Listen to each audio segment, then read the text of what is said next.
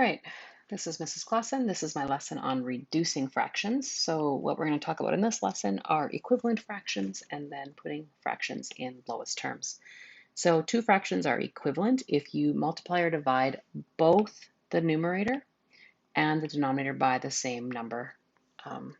Now, you could have an infinite number of equivalent fractions. All that it means is you choose a number and you multiply both the numerator and the denominator by that. So if I have a half, for example, I choose the number 2. If I multiply the top by 2, it turns into 2.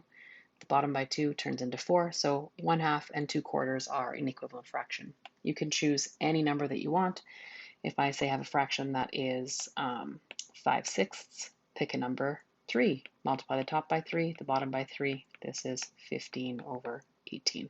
Okay, so there are an infinite number of possible equivalent fractions. As long as you multiply the top and the bottom correctly by the same number, you have an equivalent fraction.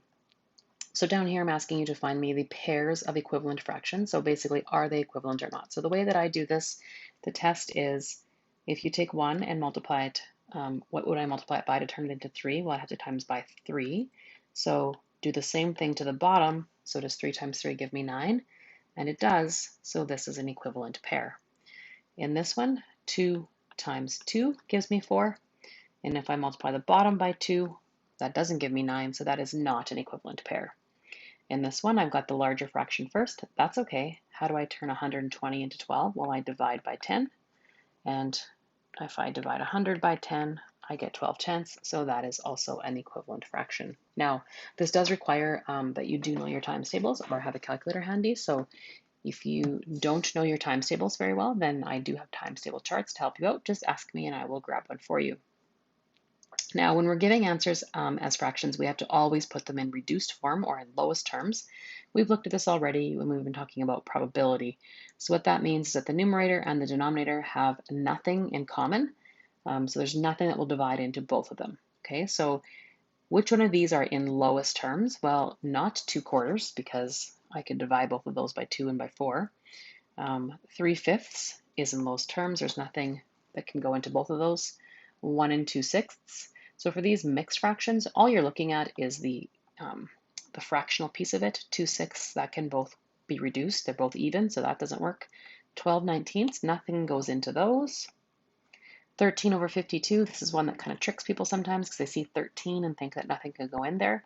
But this one can actually be reduced. This is a deck of cards, 52 cards in a deck, 13 suits. 9/6, these are both divisible by 3, so that is not in lowest terms. So the only two in lowest terms there are 3/5 and 12/19. We are asked to take the ones that are not in lowest terms and reduce them. So if I take 2/4, if I divide both the top and the bottom by 2, that gives me 1/2. Okay, it's equivalent and it's in lowest terms. If I take 1 and 2/6, again, I only need to look at the fractional part. They're both even, so they're going to divide by 2. So this becomes 1 and 1/3. And then if I have 13/52, I'm just going to move this down so I've got a little bit more space here. 13/52, like I said, that's a deck of cards. These are both divisible by 13. That might be a tougher one to see. This reduces to 1/4. And if I have 9/6, those both divide by 3. So that gives me 3/2.